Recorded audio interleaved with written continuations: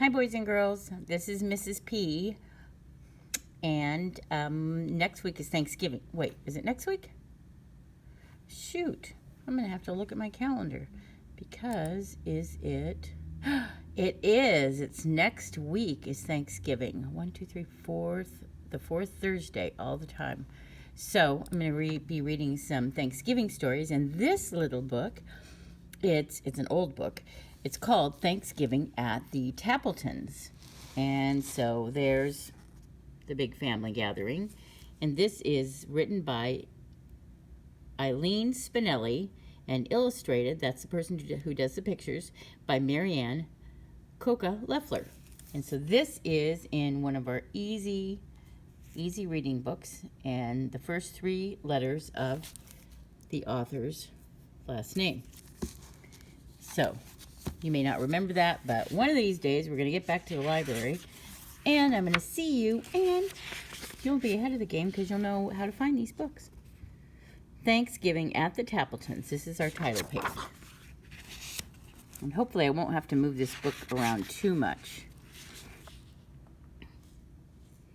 Thanksgiving at the Tappletons was always a big day. Thanksgiving at the Tappletons meant, of course, the Tappleton family. Mr. Tappleton.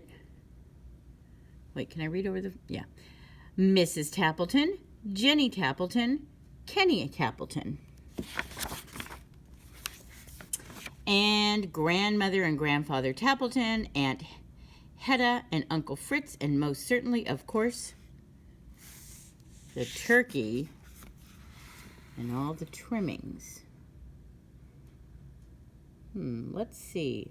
I don't think that that's a good way to hold a turkey, but let's see what happens. It was still dark when Mrs. Tappleton lit the oven and took the big turkey out of the refrigerator. Just then, someone knocked at the kitchen door. It was Mike the milkman. "Good morning, Mrs. Tappleton. I thought you might like some eggnog for the holiday." As Mrs. Tappleton reached for the eggnog, oh my God, the turkey slipped from under her arm. And now, on a warmer day, this might not have been a problem. But this Thanksgiving day was quite cold, and the step was covered with ice. Well, before she or Mike could even think, the turkey had slithered into the yard. Okay, it's not even 6 o'clock in the morning. And she's got curlers in her hair, and there's the milk. And so long, turkey. Slithers out the door, and so does Mike the milkman. "Get it!" shouted Mrs. Tappleton. Mike reached out, but the turkey skidded right past him, through the gate, and into the street. "Hurry!" screamed Mrs. Tappleton. "Stop that turkey!" Oh my gosh, this is going to be a fun book. The milkman chased the turkey, Mrs. Tappleton chased the milkman, and the turkey slid down the hill into the pond. She's running down the street in her bathrobe and her slippers. And there's snow, so that's got to be pretty darn cold. There's the milkman. Plop, splash. There goes the turkey. And it bubbled out of sight. It's going to be like the best book ever. When Mrs. Tappleton, sorry, I have to move something. When Mr. Tappleton came down to breakfast, he took a long sniff. "Well, I don't smell turkey," he said to his wife. "Of course you don't smell turkey," she replied. You have a cold." "I don't have a cold," he insisted. He's sniffing around the air. He can't figure out why he can't smell turkey. And oh no. Mrs. Tappleton shook some pepper in the air, and her husband sneezed. "See?" she said, "you do have a cold." Let's see what happens here. After breakfast, Mr. Tappleton put on his coat and scarf and hat and gloves. "I'm going to the bakery to buy our pies." Mrs. Tappleton handed him his boots. "Wear these," she said. "I know for a fact it's quite slippery out today." And so there he is, and he's standing in line at the bakery. Sim's bakery was so crowded that the line reached out onto the sidewalk. Mr. Tappleton hated to wait in long lines, so he went to the diner for a cup of coffee. Let's hope he doesn't run into Mike the milkman. Because Mike the milkman might tell her. By the time he got back, the long line was gone, and so were the pies. No pumpkin, no mince, no rhubarb, nothing. Well, Mr. Tappleton was afraid to go home with nothing. "2 boxes tied up with string, please," he said, and Mrs. Sims stared at him. "You mean 2 empty boxes?" "That's right." She's looking at him like, "Really? You want those? You want those empty boxes? Not even those cupcakes?" We could have done that. Whoops. "My, they feel light," remarked Mrs. Tappleton. "Well, certainly they're light," retorted Mr. Tappleton. "Mrs. Sims prides herself on how light her pies are." Neither one of them are telling the truth. Mrs. Tappleton set the table, and she called to her son, "Kenny, you may make the salad. There's lettuce in the crisper and carrots and radishes, too." Kenny's face grew pale, because just yesterday he had emptied the crisper and fed all the vegetables to the rabbits in Mr. Butterworth's class. Oh, the bunnies were happy. The bunny, and he's thinking, "Oh no, what am I gonna do? This is so crazy." So he goes into the refrigerator, and what is he getting? How could he tell his mother? He couldn't. So, oh no. So he covered the empty salad bowl with aluminum foil and stuck it back in the fridge. He thinks covering it with foil is a good idea, but so they can't see. But really, if you're going to cover salad, don't cover it with foil. Whoa.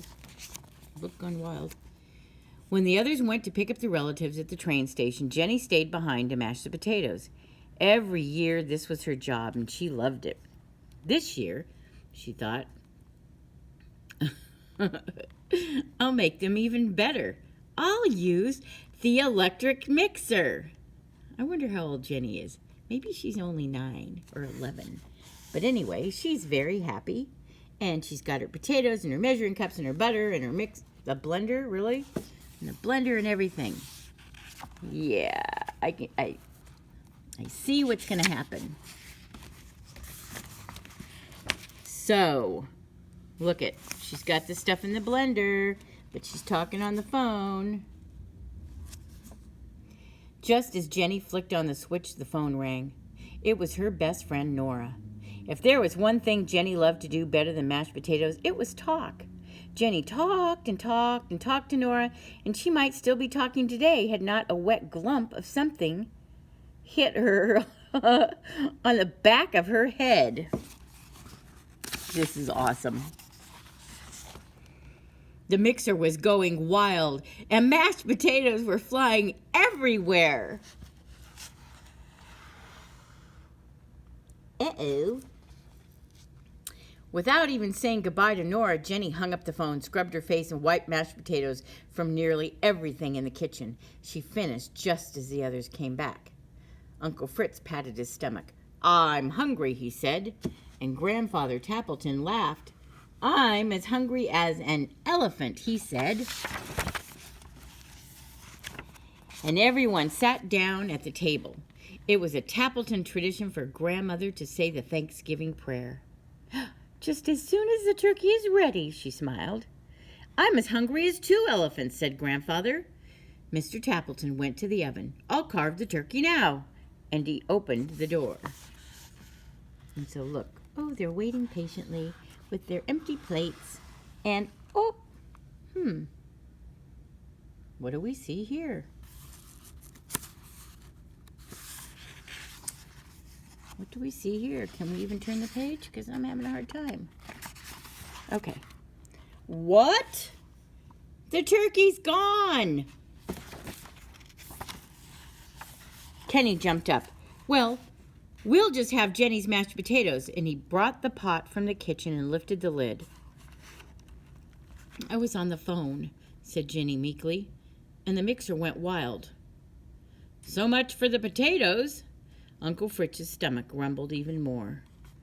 I'm as hungry as 4 elephants, Grandfather declared. Nothing in the pot.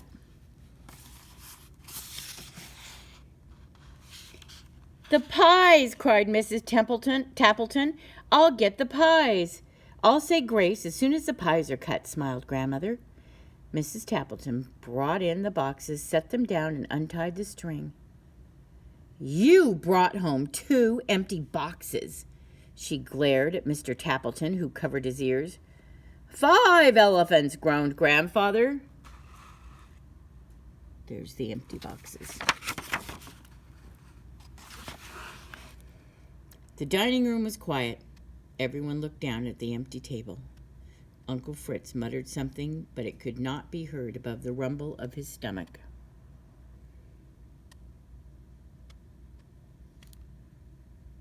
What to do? A tear rolled down Jenny's cheek. No Thanksgiving dinner, she sniffled. Nothing to say a prayer for, sighed Kenny.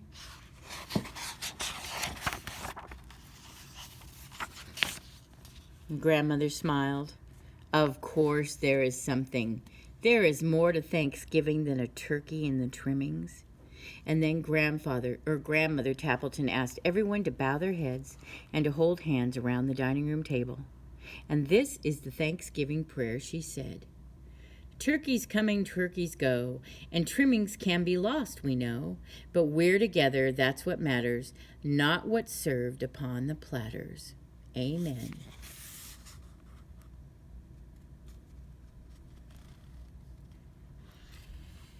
I need a bigger camera. That was a wonderful prayer, said Aunt Hedda. Mrs. Tappleton jumped up. We have liverwurst and cheese in the refrigerator.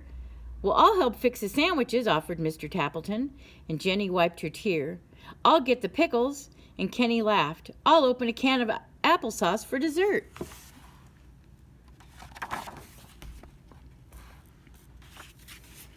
And so the Tappletons had their Thanksgiving dinner after all. Uncle Fritz's stomach stopped rumbling, and Grandfather Tappleton ate enough liverwurst to feed 6 elephants. In fact, everyone had plenty to eat, but most of all, they had their day with each other. And that, friends, is what Thanksgiving is all about. And that's the end of our story. And hopefully I'll get to hear about your story. Okay. That was Thanksgiving at the Tappletons. Goodbye.